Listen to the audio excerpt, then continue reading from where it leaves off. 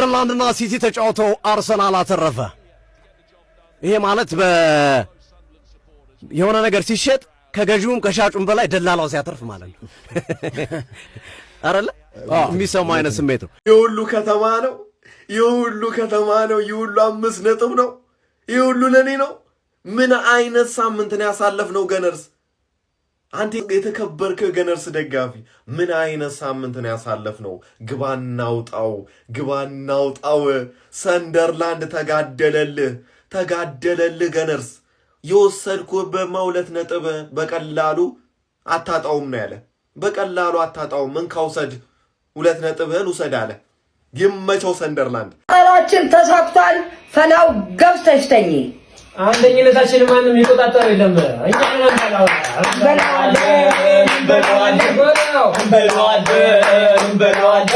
ገብተተኛ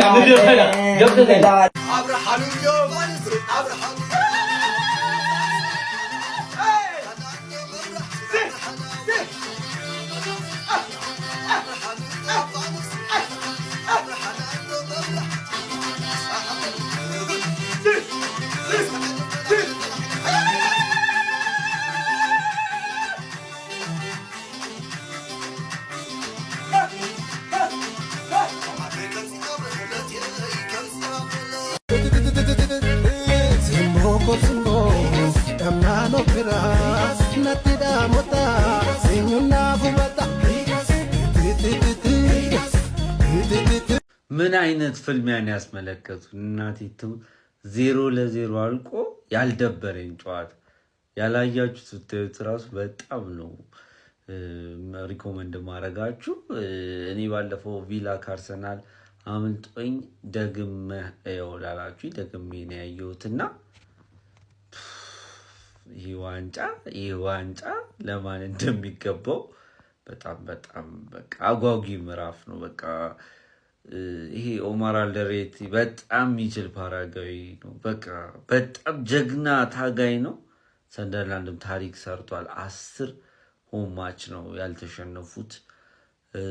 ኢፕስዊች ነው ፕሮሞት አድርጎ ወዲያው 11 ጨዋታ በሜዳ ያልተሸነፈውና አሁን ሰንደርላንድ 10 ደርሶ ከአሁን ወዲያ እኔ በሜዳው የሚያሸንፈው ቡድን አለ ብያለሁ። ያው እግር ኳስ ስለማይታወቅ በሞመንት ይሸነፍ እንጂ በጣም ጠንካራ ሶሊድ ቡድን ነው። ግራኒት ጃካ እግር ኳስ ያውቃል። ወርክሬቱ በሌለባቸው ሞመንቶች እግር ኳስ እንዴት መተግበር እንዳለበት አሳይቶናል። ሲቲ ደግሞ ሮድሪና ዶኩ ሌላ የጥንካሬዎቹ ተምሳሌቶች ናቸውና ሊጉ በቃ በጣም አጓጊ ነው። ልክ ለዋንጫ ሲቲና አርሰናል ሌላ ምዕራፍ ውስጥ እንዳሉት ደግሞ እዚህ ከስር ደግሞ ዎኪንግ ፉትቦል አለ። ለቻምፒየንስ ሊግ ለመግባት በዳዴ ነው እየመጡ ያሉት ሊቨርፑል፣ ቼልሲ፣ ማንቸስተር፣ ቶተንሃም። ድንገት አላቅም ሲመቻች ፎር ላይክ ሸባገረስ። ብራቮ ሰንደርላንድ ምን አይነት መከላከል ነው ማለት ነው። 1 ነጥብ አይደለም 3 ነጥብ ራሱ ቢወስዱ ካውንተር 1 ጎል አስቆጥረው ይገባቸው ነበር ማለት ነው። ሀላ እንዴት ነው ያመሸው? ኪሳቸው ውስጥ ደብቀውት ነው ያመሸው ማለት ነው። ብራቮ ሰንደርላንድ። የፈለገው በሜዳ ይሁን ሰንደርላንድን በማሸነፌ ኮራው፣ በቡድኔ ኮራው 2-0 በማሸነፌ። ምን አይነት ሰንደርላንድ ነው ዘንድሮ እየተመለከትን ያለው? የትኛው ቶፕ ቡድን ነው ሰንደርላንድን በቀላሉ ያሸነፈው? ማንቸስተር ዩናይትድ ብቻ። ምን አይነት ቡድን ነው በጌታ ስም። ድብቅ አርሰናል ለማንኛውም የሚገርም ሳምንት ነው የሆነለት። በ4 ነጥብ ሊጉን መምራት ጀምሯል ማለት ነው። ምክንያቱም ዛሬ ማንቸስተር ሲቲ 2 ነጥብ ዘጭ አድርጎ ነው የጣለው። መጣል በሌለበት ሰዓት በጣም አደጋ ጋይስ። ይመቻችሁ ለማንኛውም ኦ አርሰናል አስደናቂ ሳምንት፣ አስደማሚ አዲስ ዓመት፣ ፍጹም ሰላማዊ ምሽት ማሳለፉን ዛሬም ቀጥሏል። በግራኒት ዣካ ካፒቴንነት የሚመራው ሰንደርላንድ በስታዲየም ኦፍ ላይት ማንቸስተር ሲቲን ቀጥ አድርጓል። ለአርሰናል የእፎይታ ምሽት፣ ወደ ንግስናው የሚደረግ ታላቅ ጉዞ በአጭሩ ይቀራል ለሚሉ አፍ የሚያስይዝ የአቻ ውጤት። ምሽቱ አሁንም ሰላም ነው፣ አሸወይና ነው።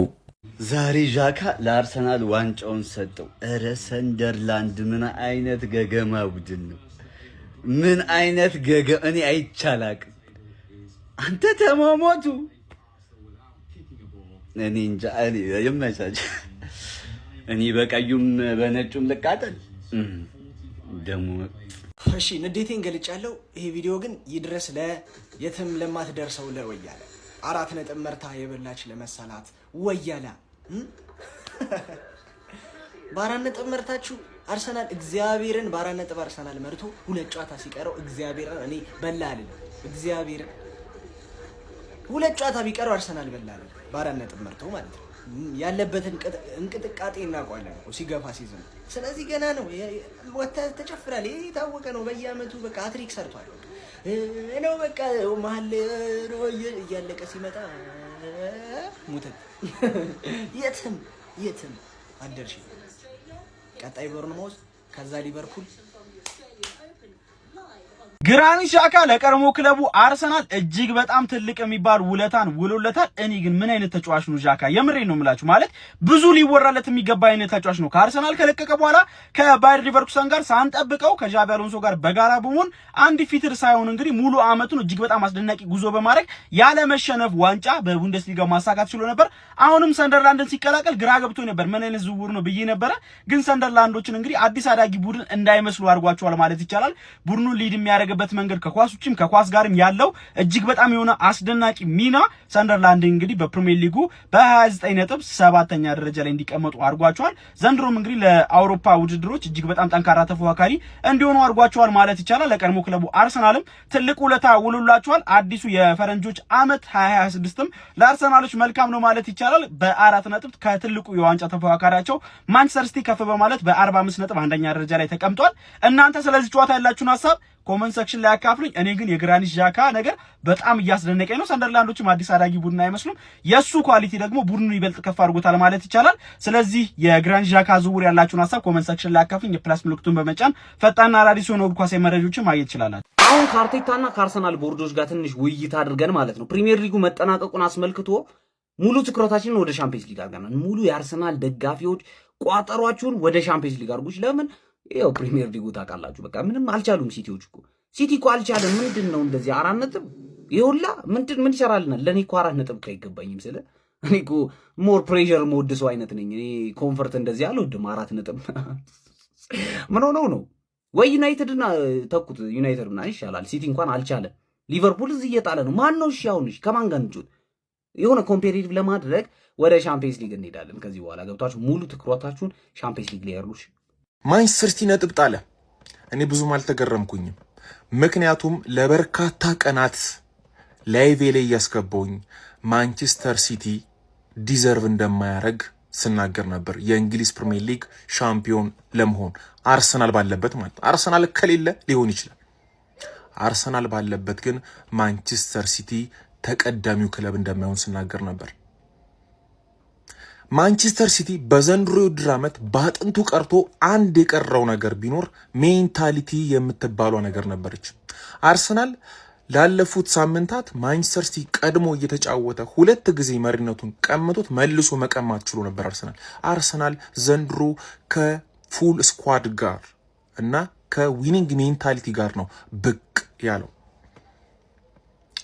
አርሰናል ቀድሞ ተጫውቶ ሲቲ ላይ ያሳረፈበትን ፕሬሸር ጫና እንኳን ማንቸስተር ሲቲ መቋቋም አቅቶት ያ ሜንታሊቲ የምንለው ነገር እንኳን ገደል ገብቷል ማለት ነው። ከ2 ነጥብ ወደ 4 ነጥብ አያችሁ። 2 ነጥብ ትንሽ ነው ስትሉ የነበራችሁ ሰዎች 2 ነጥብ ወዴት ልታደርግ እንደምትችል አሰልጣኙን ያሰናበተው ቼልሲ እሁድ ማንቸስተር ሲቲን ይጠብቋል። ለማንኛውም ደብላክ ካት ጥቋቁር ድመቶች ሰንደርላንዶች ከማንቸስተር ሲቲ ጋር ጨዋታቸውን ባዶ ለባዶ አጠናቋል። ሊያሸንፉ ራሱ ይችሉ ነበር። ጨዋታውን እንደተመለከታችሁት ሀሳብ ነስታችሁን ኮሜንት ላይ አስቀምጡልኝ። አርሰናል ዋንጫ ሊበላ ነው። እኔ ዛሬ ቅጥል ምን ያልኩት እኔ ማንም ውቅሽ እኮ አይደለም፣ ግን የሚያንገበግብ ስንት የሚያስቆጭ ኳስ ስንት ተስፋ ያየሁበት ጨዋታ ነበር።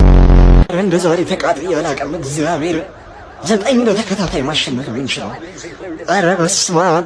ሲጀምር ምን ጠብቀህ ነበር? ተስፋ እናድርግ ብለን ነው እንጂ yo madani alaman na ya da ba nan do እንዴ ምን ሊያናው ትችበይ እንዳትፈርድ ቅጥል እርድብን ነው ያልኩት። መቤቴ ሰንደርላንድ ግን ውሸት ነው። ለማን ነው እንዲህ ሰግጦ የሚጫወተው? እንዳለ 11 ተጫዋች እንትን ውስጥ አልደበረኝ እና አትይቱሙትና አልደበረኝ። አንተን አደረኩኝ ተቃጥያለሁ። ወይኔ ላኢላሃ ኢለላህ ተቃጥያለሁ። ግባ መድፈኛው። እኛ ጀማው እኛ ወሳኝ ቋጠሮ ማህበረሰቦች ነን። የአክቲቪስት ቤተሰቦች፣ የጀማዓው አባላቶች በሙሉ እርኩስ ቋጣሪ መሆናችሁን አረጋግጫለሁ። እኔ ብቻ እኮ ነኝ ቋጣሪ መስል የነበረው ጀማው።